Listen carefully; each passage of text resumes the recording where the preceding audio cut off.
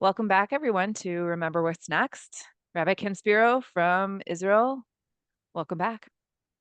Thank you.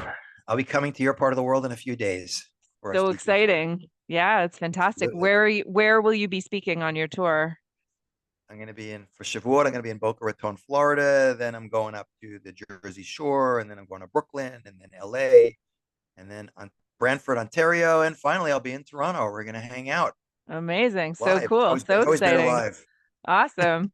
Okay, sounds great. So amazing. If you're in any of those places, make sure that you get a chance to hear Ken speak. It's a really great opportunity to ask a bunch of questions and really get the full-on experience.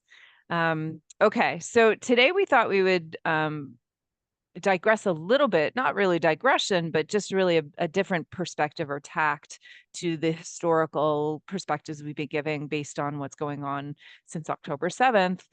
We are coming up to the holiday of Shavuot.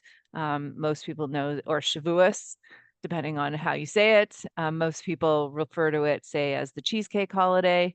But we want to talk about, especially in this time of the world where I think the Jewish people are in a process of reckoning in terms of what does it mean to be Jewish? Why is it important to me? Why is this something that I would fight for? Whether it's actually on the ground in Gaza or whether it is on the campuses in North America or whether it's on social media or just with friends or people in your office. Why would I actually think that being Jewish is important enough to somehow put myself on the line? And I think the holiday of Shavuot starts to help us answer some of those questions. So where should we begin? So I think Ellie, it would be good, first of all, to begin with just a short overview of like where it takes place and what happens when. It's not so clear from the text. So I think a great place to begin is, the most kept Jewish holiday is Passover. And Passover has become this holiday of freedom. It's even celebrated in the White House. It's become kind of universalistic holiday of freedom. But Judaism is much more nuanced than that. We're thanking God in the Haggadah we read on Passover for taking us out of Egypt. But the reality is, since He runs everything, He's the one who put us in there. He put us in as a family to take us Right. out as a nation, and not Mhm. just to give us like a passport and a credit card and go say have fun, go be free. It's for a mission, and we Right. begin. We're in the middle of a period right now. It's called the Omer, and the Omer is a period has to do with agricultural rules of when you can offer a grain offering in the temple without going into that. But you're counting up to a period because really it's a very long, extended holiday period from leaving Egypt to the reason why we were taken out of Egypt, which is to bring us to a mountain somewhere in the desert that we don't even know where it is because the location is not important because it's what Mhm. happened there is important, is what's called national revelation. Shavuot, when you want to know the theme of a holiday, you read the prayers associated with the day, and it's called Zman Matan Toratenu, the time of the giving of the Torah. But really, the reality is we didn't actually get the Torah on Shavuot. We took It's like buying a house on spec when it's on the blueprints. We hadn't even gotten it yet. We accept it. We accept the mission that comes along as a package deal on Shavuot, which, by the way, and that takes place on the 6th of Sivan. So we have a 50-day period from leaving Egypt. And during those 50 days, we're not just traveling physically in terms of the narrative in the Bible from the book of Exodus. We're supposed to be preparing ourselves collectively and individually, spiritually, to reach the level of experiencing what is a completely singular, unique event in human history, which is called Right. national revelation. The Bible itself, God mentions in the book, He says, you can check from one end of history to the other, as any nation ever experienced something like this, Mhm. where the entire people hears God speak, So which, by the way, is let's just done. expand Yeah, on that for a second because I don't think a lot of sure. people necessarily get a chance to really grok like deeply what that means. Like what's being said here is it's not just one person that was talking to God and then relays all those messages to all the other people. What we're saying here is that national revelation means that the entire nation that came out of Egypt had a direct interaction with God, that this reality that we talk about was experienced by hundreds of thousands of people all at the same time, which you're saying historically. And I think probably we could still look at the history books and say that's never happened before and never happened since. Exactly. First of all, it never happened before or since because God says it's not going to happen. And it's also the claim you can't fake. I mean, I could tell you, Ellie, that between the last time we spoke, God appeared to me in a room or an angel and told me I'm a prophet. You'll probably think I'm nuts, but you can't Right. prove me wrong. This is deliberately done. This is done to demonstrate the uniqueness of the event of God's unique relationship with the Jewish people. The claim that you can't fake or make up. But why does God do it? Think about it. All the Torah we keep today, every commandment we keep, kosher and Shabbat, you name it, is all based on Moses claiming that here's what God told me. And he could just be making it up. So God literally tells Moses to stand aside. You go down. You don't be at the top of the mountain with me. You stand down with the people, and they're going to hear me speak as a one-off, because it's an incredibly intense experience. We could spend a lot of time talking about how amazing that was and all of the literature describing the uniqueness of the event. But God's saying, I need the Jewish people to hear me, to experience the greatest experience of reality humanly possible, because the ultimate reality is God, so that they know from now on, even if they're not going to hear me dictate the entire Torah to them directly, they know that I'm like the man behind the curtain, like in the Wizard of Oz analogy. So when Right. you speak, they will be 100% clear that you are speaking in my name. So it's to really do things, to do two things, Mount Sinai. It's the one, to get the Jewish people to collectively sort of sign on the dotted line that great grandpa Abraham had signed on to. He, in theory, took upon himself a mission which was kind of vague in terms of the details, going back hundreds of years earlier, to be the nation, to create the nation that's a light to the nations. But we hadn't gotten the rule book yet, the Torah. So now that from his descendants and his descendants, we have a whole massive nation of millions of people, according to Jewish tradition. Now those people kind of have to collectively accept upon themselves the mission that the great grandpa Abraham signed on to. It's interesting because Abraham is a convert from paganism to monotheism in his own right. And it's interesting that if a baby is converted as a baby before it has, like, the mother converts with the child, and the mother's not Jewish when the baby is born, the baby can be converted on the thought of the mother. But when the child hits bar or bat mitzvah, 12 for a girl, 13 for a boy, they're asked at that, now that you're considered a person who has the correct cognitive abilities to understand what you were kind of thrown into with no choice when you were an infant, do you accept that upon yourselves now? And it's kind of like a mass acceptance of really, although we're descended from Abraham, now we really buy into the mission statement and truly become the Jewish people at Mount Sinai. And that begins this whole really interesting process where, after the revelation, Moses then goes up the mountain, spends 40 days up there. 40 is the number of completion. And what's he getting there? Most people don't understand. We have the Torah is divided into what's called the written law and the oral law. Now, the written law today is 24 books of the Hebrew Bible, but initially it's the 5 books of Moses. It got expanded later in history. And the oral law is it's the 613 commandments and the principles of how to apply them, which later develops into things like the Mishnah and the Talmud, which we don't want to go and explain too much detail now. But people aren't even clear. What did he get? The reality is what he got was the oral law. He spends 40 days, because that's how we live as a Jew. We don't live as a Jew from what the Bible says, an eye for an eye, a tooth for a tooth. That's just an expression. How you apply it is all based on that very detailed code of law that Moses gets at Mount Sinai. So, and the oral law, the simplest definition is 613 commandments, 613 mitzvot, and the principles of how to apply them is the stripped down definition of the oral law. So after 40 days, Moses comes down the mountain, which is on the 17th of Tammuz. People don't realize this is more than a half a year the story takes place over. From the time we leave Egypt to the time we actually finally get the Torah is 170 days. And should have been the 17th of Tammuz, should have been one of the 3 probably happiest days in Jewish history, when we finally get the guidebook for reality and living from the creator of the universe, the perfect being.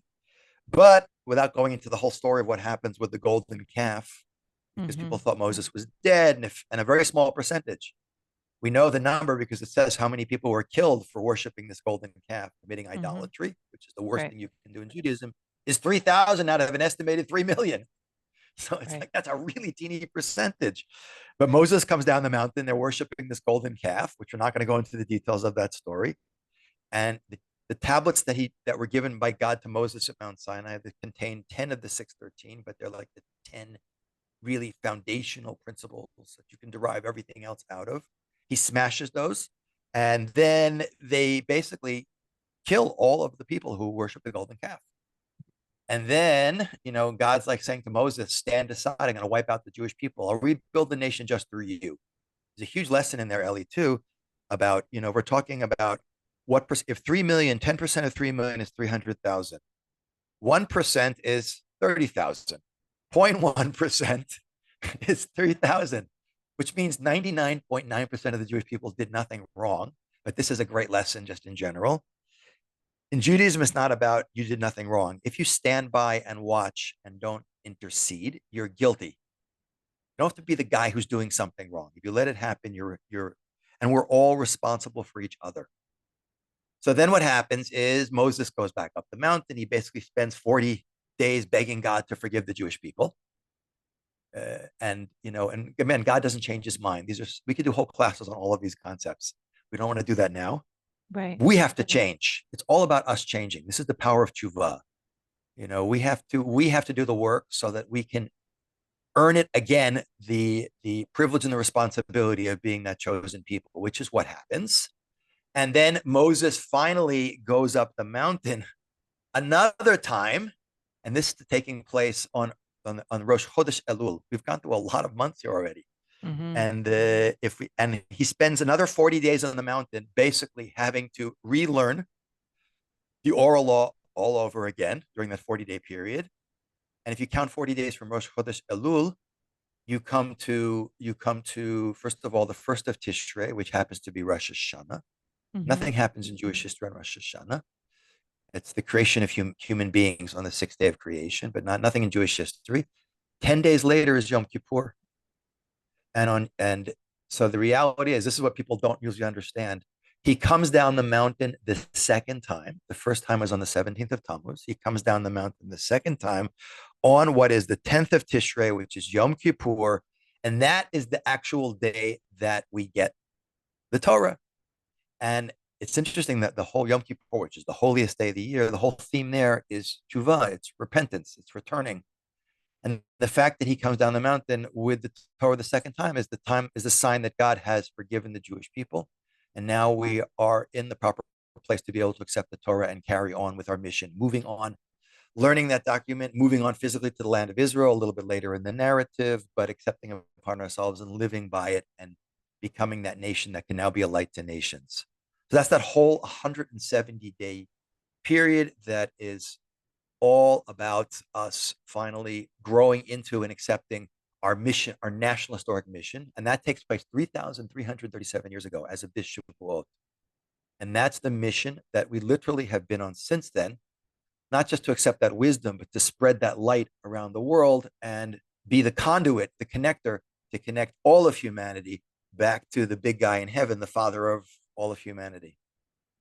So taking that into account, then, like when we celebrate Shavuot on the date that we do, why would we celebrate it on the date that we do rather than celebrating getting the actual Torah that we actually keep on Yom Kippur? Why are we doing that? Right. So the reality is it's because the mission begins on Shavuot. We basically say we'll take it. That's the big decision we make. We will accept it.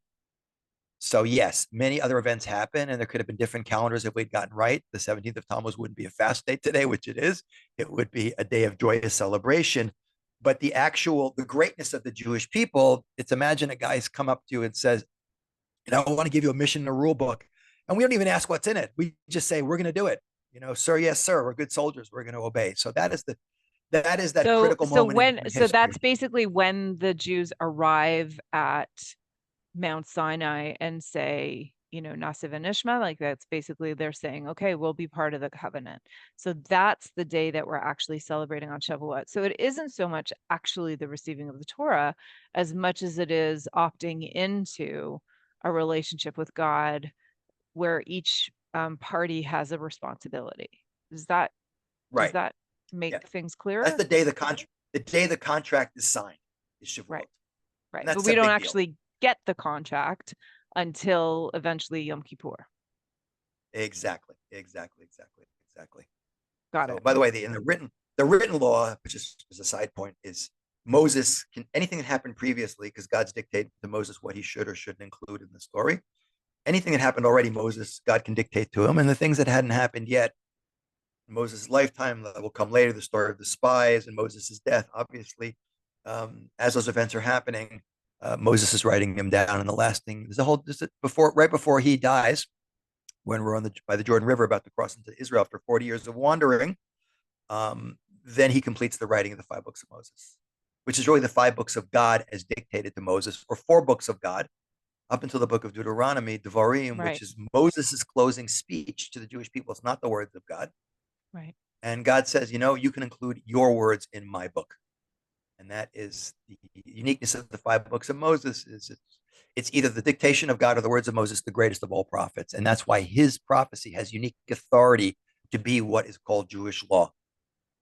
Interesting. So then, okay, so can we sort of say then that Shavuot is like the engagement party? It seems like that's the engagement, not necessarily the wedding. Does that make Yeah, sense? you could say that. Yeah, yeah, you could say that. The deal is signed, exactly. The Right. ceremony didn't take place really yet, but the deal is signed, Got it. 100%. Okay. So then now that we understand a little bit of the chronology, um, what is it exactly that we're tipping our hats to? What is this engagement, this contract that we had decided to take part in? And like, okay, what's the big deal? In other words, Well, that really frames our entire existence, or as we'd say in French, raison d'être, the reason for being of the Jewish people, is exactly this point. And by the way, it's not just like some poorly educated secular Jews don't understand this. I personally believe, and this might poke a few people, that a lot of religious Jews don't necessarily get the point. I think some confusion. I've had many, Orthodox Jews. I don't like terms. I don't like labels, but tell me, the purpose of being Jewish is to learn Torah and do mitzvot. And I think in my opinion, that Torah and mitzvot are the means to the ends. It's kind of, like you work in psychology and self-help. You use tools. The purpose of the tools you use are to give people stability and proper like mental health. right, Okay. Doing the exercises is not the purpose of existence, just to attain right, a level of satisfaction and happiness and stability. So right, Torah and mitzvot, there's no Jewish people without them.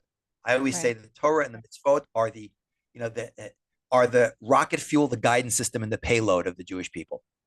Mm, It's what keeps Jews Jewish. It's Jews keeping Judaism. It's what hmm. enables us to direct our incredible, radically transformative ability to think outside the box and our incredible drive to accomplish in the right way. When we see Hmm. when Jews are not connected, they can be very destructive Right, because of the raw drive without the guidance system. And it's also the payload because we are transmitting to humanity, although it's not humanity's job to keep all 613 commandments. They do have 7 they're supposed to keep, which are 7 pretty big ones. But the payload we're supposed to be delivering is how the world lives in a correct relationship with God and with each other. And it's all part of this system. So Torah and mitzvot right, are a means to an end. And the incredible significance of Shavuot, besides being a unique event in all of human history, is it launches the Jewish people on their incredibly central mission in time and in reality to be the people whose job it is to get humanity back to the place it was in the beginning of the whole narrative of creation story, which is right. hanging out in the garden, having this relationship with God. Because if you think about Ellie, God doesn't need anything from us. He's infinite. You can't do anything for infinity. You have an uncle with an infinite bank account. You can give him all the money in the world, but his bank, infinity plus one is still infinity. Right, It's not right. for us. We're not for him. We're doing anything. It's for us. And it's Hmm. all about that relationship. And that's what launches us on the mission. But it's the country. But this is a super important point, which people don't understand a lot. And a lot of Jews don't understand it. We lock ourselves into a contractual agreement with God. And it's the most straightforward, oft repeated concept in the entire Bible is God says, you keep your side of the bargain and I keep mine. What's your side of the bargain? God says to us, the commandments are divided into 2 basic big categories, which are the commandments between us and God and between us and our fellow Jews and our fellow human beings. He says, you be balanced human beings, balanced Jews, who have a good relationship with me and a good relationship with each other, and you will create an unbelievable community, an unbelievable society, an unbelievable country that the world will want. They'll come begging for it. And I will take care of you in every other way. It says like the rain will fall, the crops will grow, and people won't bother you. They'll support you. but you've locked yourself into an agreement and you can't get out of it, because if you opt out of it, no one else is going to do it. And if the world doesn't use the values that I give you, they're going to go into other values that are antithetical to what, I want, how I want the world to run. And it's going to deteriorate in a very negative way. And they're going to come after you. I think And so, people in the world today have a hard time with that idea because so much of our Western society is built on Judeo-Christian values. So a lot of the assumption, I think, is, well, we would have figured it out anyways. Like Judaism doesn't really bring something special because we're all doing that stuff anyways, right? We're giving charity, we're helping people out, we're, not murdering people, we're, not stealing. We know all of those things are bad. So did Judaism really bring something new, or would we have all figured that out anyways? And I think that's the disconnect a little bit of living in a world where that has become the norm rather than the exception, which is right. beautiful, but it means sometimes you can forget where it came from. Yeah, well, it says, we hold these truths to be self-evident, the Declaration of Independence. Trust me, history shows they ain't self-evident. I mean, the Mm, first book I wrote and the talk I launched my speaking career on many, many decades ago is called World Perfect. And I start out both my presentation and the book by demonstrating how brutal and callous even the most sophisticated civilizations of the ancient world were. right, We think there's a connection, by the way, Ellie, between, law and order, culture, technology, and morality. There is no connection. Not only is there no connection, often some of the most brutal, violent, callous civilizations have been the most law and order, culturally sophisticated, technologically sophisticated countries in the world. I right, mean, the right. story of Sodom in the Bible is about the biggest law and order society in the world, which had no mercy and only justice. It was, you know, so the Yeah, ancient or world what was all people have to think about are things like if you think about the movie Gladiator, right? What was the Roman Empire? It was, incredibly sophisticated and incredibly brutal. It was oppressive to women. It was throwing people into a coliseum and killing them for the joy of the audience. It was, eating until you threw up so that you could eat more. There was just and you can think time and time again of these incredibly sophisticated societies where morality wasn't necessarily the underpinning of the technology that was so advanced. And I think look, we can easily make a comparison today. Our technology far outstrips our ability to use it wisely. All you have to exactly. do is look at social media and see the garbage, the dumpster fire that is social media these days, especially in terms of anti-Semitism. And you can see, yeah, we have incredible technology, but very little morals or values that are underpinning the use of it. That's 100% correct assessment. And like I said, the whole essence of really the rule book that we get from God is to define what is true and false, right and wrong, good or evil. And unless you have, this is such a great conversation about the notion of ethical monotheism, as it's called, is what Judaism essentially is, an infinite being who gives humanity one, a standard of truth and falsehood, right and wrong, good and evil, that is absolute and immutable, doesn't change. And it's not a question of how many people like it or don't like it. God doesn't care what we think about his system. He's perfect and Mm. we're not. And we may not see may understand everything, the rules he's giving us, but trust me, he's the big designer and he gets it. And again, history shows so clearly that people are not capable of coming up with these ideas on their own. And it's precisely the fact that we directly and often indirectly, through offshoot faiths or through liberal democracy, which is overwhelmingly based on the ideas of a bunch of men in the early modern period who were obsessed with the notion of God as perfect, the designer of a perfect governmental system, and B, the source of all morality. We have just over thousands of years of this incredible journey that begins at Mount Sinai. We have completely transformed the world. So, I think it's super interesting too, just to say something that comes to mind around this, because it's something I've been thinking about, which is, we've iterated this before on this podcast that Judaism is a relationship, not a religion. Like we predate the idea of religion, and if you get caught up in thinking it's a religion, then you're kind of like you said, you're worshiping the car instead of the destination. The exactly. vehicle to get us to the destination is the mitzvahs and Torah, but the destination is the relationship with God. And I think, I was recently just reading about how, about friendship, just in general, relationship, how relationship is connecting yourself to people who are aspirational, or people to whom, like, they have the values that you want. You, like, if I, it's the saying where you say, oh, that person that I'm friends with, they're who I want to be when I grow up. Right. And I think the beauty of that is, if we think about that in our relationship with God, if it was just a relationship of rules and laws, it doesn't become an aspirational friendship. It doesn't become a relationship where you're like, oh, I want those values. Because if we look at the values of God, even though, and I think maybe this we should touch on as well, when we look at some of the descriptions of God in the Old Testament, in the Torah, sometimes they're intense, right? It can be angry, it can be, impatient, but it can also be incredibly loving, incredibly good, incredibly valued. And basically, what's being communicated to us in the relationship with God are these values that say life is important and people are all under the auspices of God, and that there is this possibility for equality in terms of each person is a neshama, is a soul, is a holy piece of the world in some way.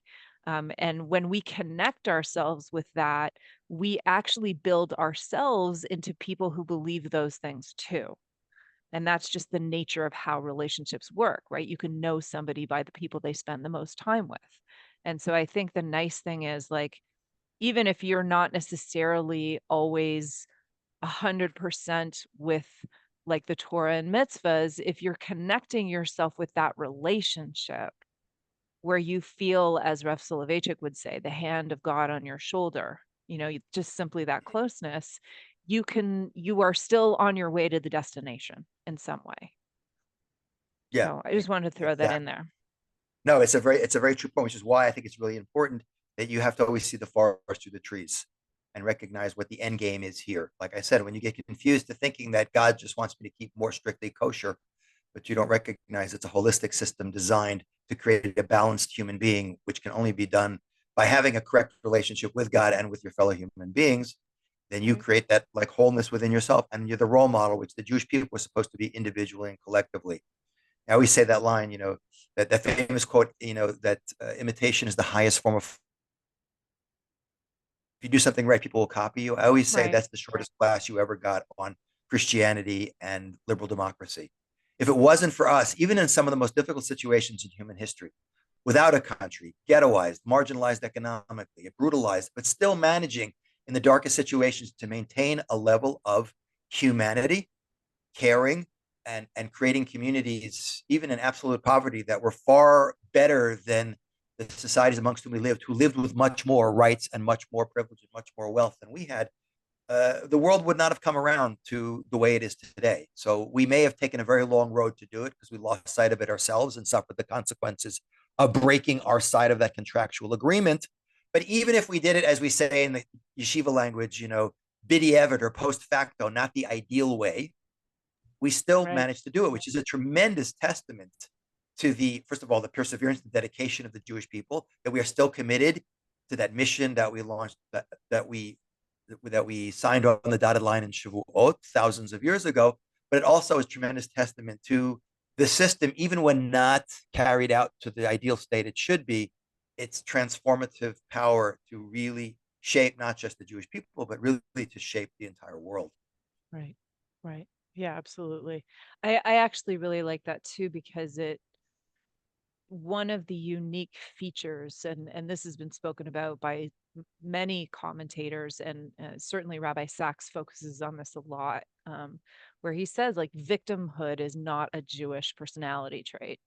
And why is that important? Because what you said, which is, even in the darkest of times, we have a guiding focus and a destination, which is to still be good people, to still uphold our values, to not um, fall apart into the worst ways of our way, the worst ways of being, just because we're living in the worst of circumstances. And I think that is a very unique aspect to the Jewish people, which is, and look, that's part of our dark humor. It's part of, the ability to, make light of something is okay, things are really difficult, but I'm still going to try to be a good person, even though things are hard.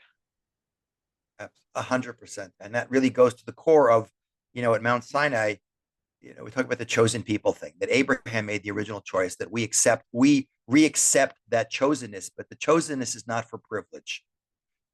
God says to Abraham, I take upon myself a Right. unique mission to create the nation, the God squad, whose job it is to connect humanity to God and teach the world the values and the morality that come from you. And God, so to speak, chooses us back. He says, you're choosing me, I choose you back, Abraham, I choose you back, your descendants.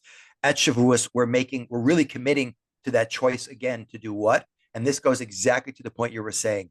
Victimhood is not a Jewish thing because Judaism is all about responsibility. And responsibility Right. is I own my decisions and I'm proactive to be a force in the world. A victim is someone who is, I have no control and everything is someone else's fault and I can't do anything about it. That is so antithetical to how Jews are in human history, which is why even in the darkest periods of time, you never see Jews. A lot of other cultures, I don't want to name them, have gone into a very regressive, recessive mode of thinking, I'm entitled, I'm hopeless, it's your fault, it's not my responsibility. Right. And Judaism is all about, yes, it is our responsibility. And it might be difficult, but it's, we say, according to the pain is the pleasure. We have the ability. When I'm speaking to audiences, I say, being Jewish might not be comfortable, but it's always meaningful. And And we I should think that's such an, sorry to interrupt, but I think that's such an important piece just in terms of, again, if we talk about relationship is responsibility. exactly. Relationship is saying, I am as much a part of making this relationship good as you are. And each of us has a role to play in creating what this relationship is going to be. Again, whether it's relationship with ourselves or with others or with God, relate a big part of relationship is responsibility. The whole idea of and they lived happily ever after is just that, it's a fairy tale. Like, if you want a relationship to be healthy and productive and meaningful, then it takes work. And I think it's the same that the Jewish people in some way have inculcated this idea that to have a relationship with God means we have to do our part, that it's not just going to be a one-way street. Yeah, absolutely. And I'm not a marriage counselor, and this is your field, not mine. But I know in relationships, if you're looking to see what can I get out of it, it's not going to go well. Right. It's what can I give? Not because I'm just such an altruist, but the reality is it's tremendous pleasure being able to give.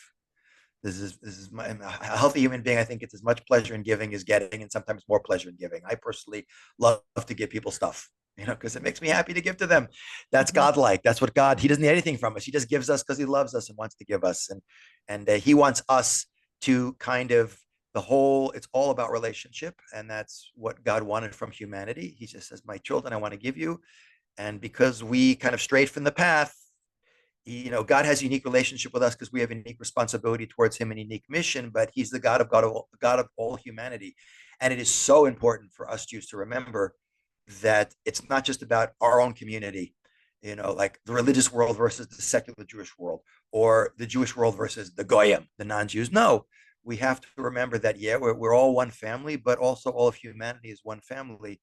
And our responsibility is not to be we've been pounded into the ground. We've often lost sight of this. We've become very defensive. Right. Much of the religious Yeah. world is also very defensive. We're going to be Right. attacked physically or spiritually. We got to protect ourselves. Yeah. And anyone who knows anything about military strategies, the Romans would say, "Sivi pacem pari bellum." You want peace, prepare for war. But you got to be on the offense. We don't mean conquering and converting. That's not a Jewish thing. We never Right. build empires except for Hollywood, and we make it hard to convert.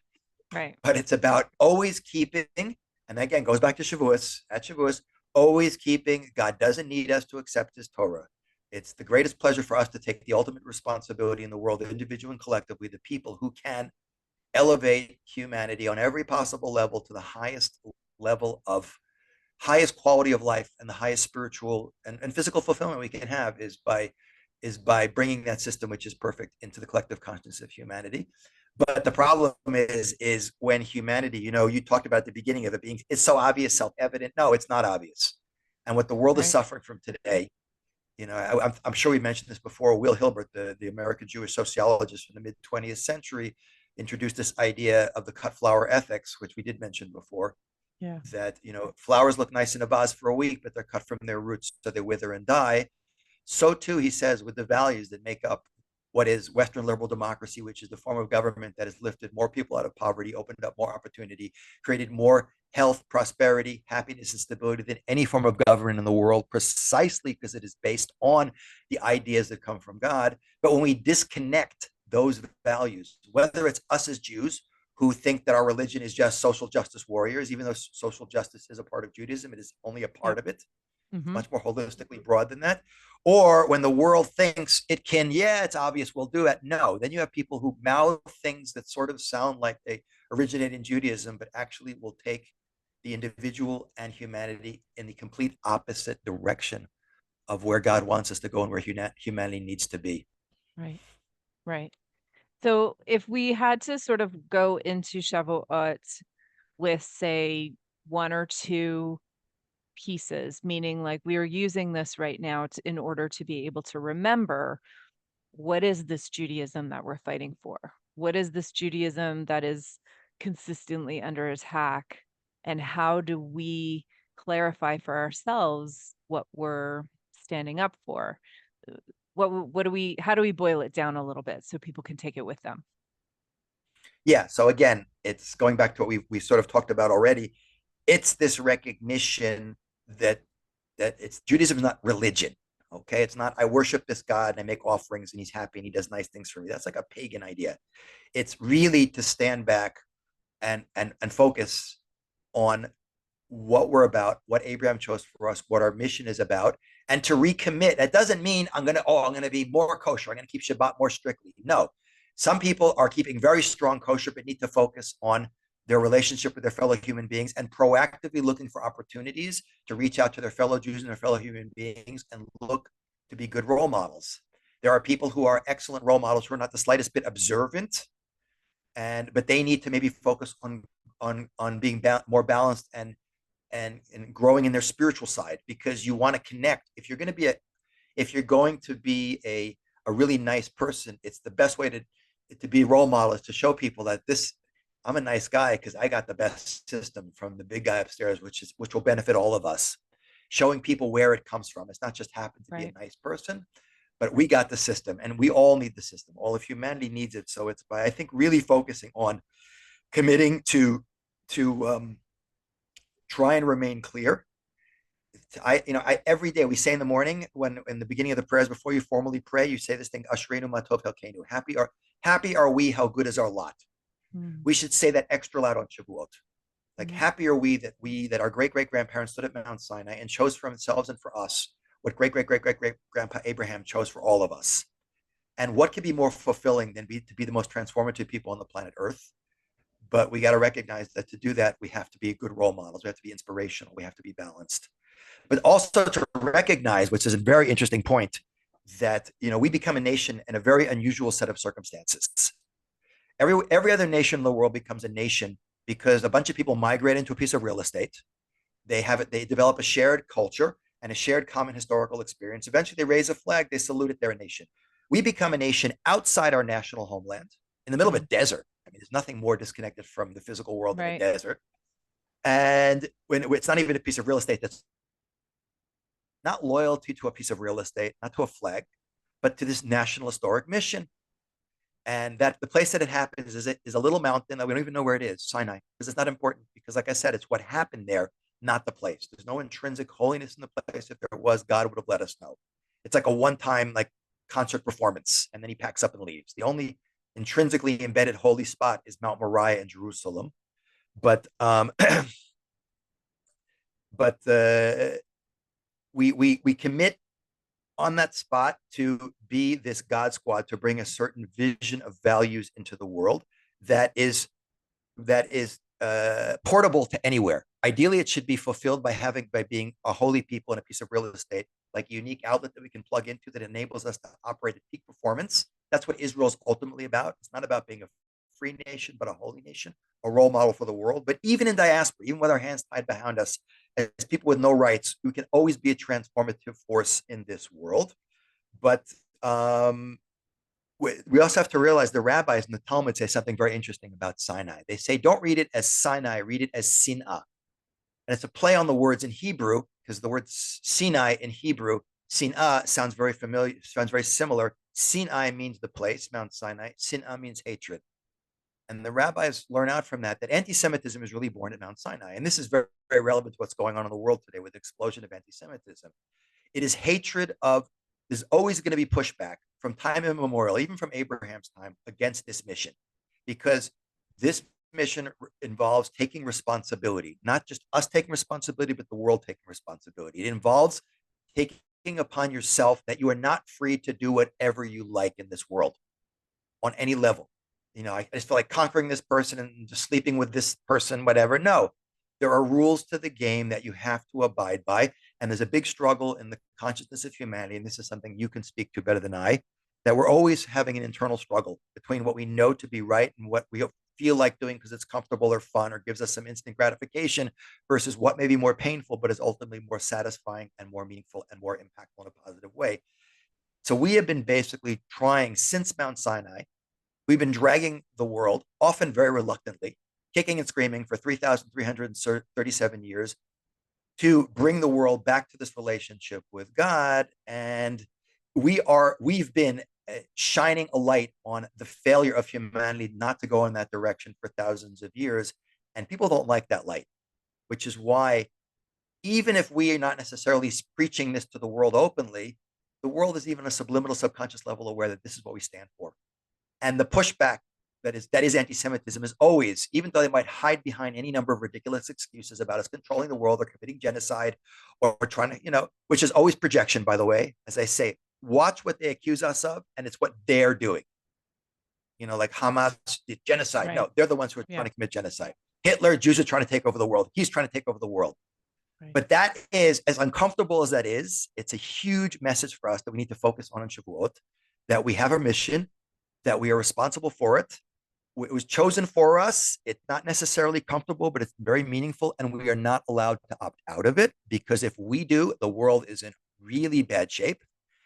And rather than do what other people might do, it's not fair, I'm a victim, I want out, we always rise to the occasion and recognize that, I would rather live in discomfort doing the right thing and even give my life for something that's meaningful than go in the wrong direction and take myself down and take humanity down with me. And it's not a negative thought. It's a very positive thing. Like I said, being Jewish might not be comfortable, but it's always meaningful. And I think when we get to this Shavuot, especially with the world in such an out of whack between extremes and so much infighting and arguing and so much anti-Semitism, we need to really, this Shavuot, focus on really making it a point that we're going to individually really keep right in front of us what our mission is in this world, and recognize that each and every one of us has to step up to the plate, so to speak, and do a full court press to be, not to force anyone to do anything, not to preach to the world, but to really try and create within ourselves and our communities and the world in which we live, the role model of how to do it right, because the world is really looking for it. They're not going to leave us alone because they know we have it there. Even subconsciously, they know it's within us.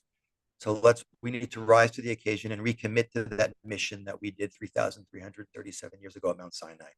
And that, I think, is a real positive message. And if we do that, we'll see a big change in how the world treats us and how the world treats each other. Easy, no problem. Yeah, nothing about Jewish history is easy, but it's all impossible. We're sitting here today as Jews, 3,337 years after Mount Sinai, outlasting the greatest empires that tried to destroy us, with our country rebuilt, with Jerusalem reunified, creating an amazing country in the worst neighborhood in the world. As David Ben-Gurion said, to be a realist as a Jew, you got to believe in miracles.